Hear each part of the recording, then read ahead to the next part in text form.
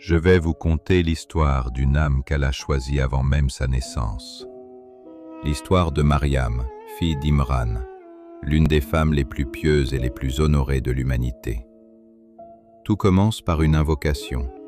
La femme d'Imran, Hanna, désirait un enfant qu'elle consacrerait entièrement à l'adoration d'Allah et au service du sanctuaire.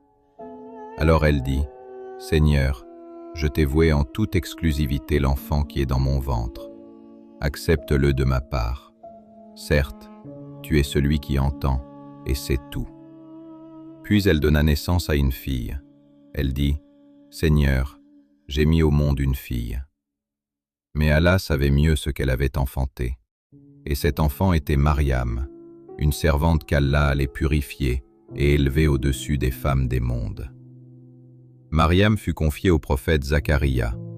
Chaque fois qu'il entrait auprès d'elle dans le mihrab, il trouvait auprès d'elle une subsistance.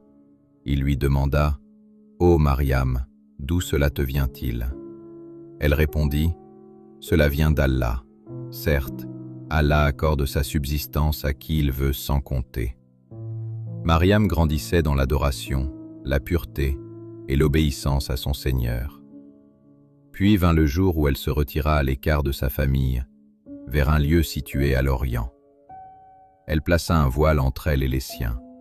Alors Allah envoya vers elle Jibril sous l'apparence d'un homme parfait. Effrayée, elle dit, « Je cherche protection auprès du tout miséricordieux contre toi, si tu crains Allah. » Il répondit, « Je ne suis qu'un messager de ton Seigneur, venu pour t'annoncer un fils pur. » Mariam dit, bouleversée, « Comment aurais-je un enfant alors qu'aucun homme ne m'a touché et que je ne suis pas une femme débauchée ?» Jibril répondit, « Ainsi sera-t-il. Ton Seigneur a dit, cela m'est facile. » Allah créa alors Issa par sa parole, « Sois » et il fut. Mais derrière ce miracle se cachait une immense épreuve. Mariam savait ce qui l'attendait, les regards, les accusations, les soupçons d'un peuple qui ignorait le décret d'Allah. Et pourtant, seule, elle porta cette épreuve avec patience. Lorsque le moment de l'accouchement arriva, Mariam se retira dans un endroit éloigné, loin des hommes et des regards. Les douleurs de l'enfantement la conduisirent au pied d'un palmier.